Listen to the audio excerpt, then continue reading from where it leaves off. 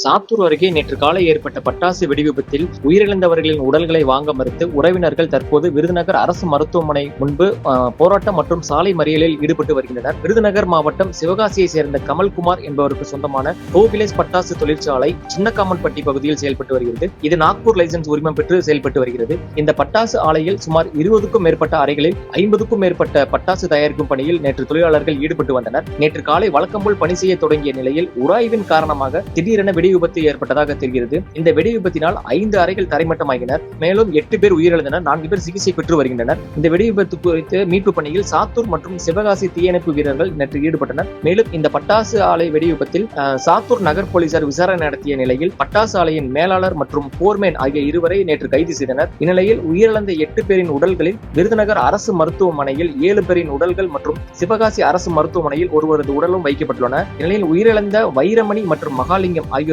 உடல்கள் நேற்று இரவு உறவினர்களிடம் ஒப்படைக்கப்பட்டது. மேலும் ராமஜெயம், நாகபாண்டி, லட்சுமி, செல்லப்பாண்டி, புண்ணியமூர்த்தி ஆகிய 6 பேரின் உடல்களை உறவினர்கள் வாங்க மறுத்து, அதாவது தமிழக அரசு நேற்று உயிரிழந்தவர்களின் குடும்பத்திற்கு அறிவித்துள்ள நிவாரணத் தொகை ரூபாய் 4 லட்சத்தை 10 லட்சமாக உயர்த்தி தர வேண்டும், அப்போதுதான் உடல்களை பெற்றுக் கொள்வோம் என கூறி தமிழக அரசிற்கு எதிர்ப்பு தெரிவித்து விருதுநகர் அரசு மருத்துவமனை வளாகம் முன்பு திடீரென சாலை மறியல் மற்றும் போராட்டத்தில் தற்போது ஈடுபட்டு வருகின்றனர். சுமார் அரை மணி நேரத்திற்கு மேலாக போராட்டம் தொடர்ந்து நடைபெற்று வருகிறது. இந்நிலையில் விருதுநகர் மாவட்ட காவல் கண்காணிப்பாளர் கண்ணன் அவர்கள் உறவினர்களுடன் பேச்சுவார்த்தை நடத்தியதன் அடிப்படையில் அவர்கள் கலைந்து தற்போது மருத்துவமனை வளாகத்திற்கு உள்ளே சென்றுள்ளனர். இருப்பினும் உடல்களை வாங்காமல் தொடர் போராட்டத்தில் உறவினர்கள் ஈடுபட்டு வருகின்றனர். மேலும் காவல் கண்காணிப்பாளர் மற்றும் அரசு அதிகாரிகள் இறந்தவர்களின் உறவினர்களிடம் தொடர்ந்து பேச்சுவார்த்தையில் ஈடுபட்டு வருகின்றனர். இதனால் விருதுநகர் அரசு மருத்துவமனையில் தற்போது பெரும் பரபரப்பு ஏற்பட்டுள்ளது.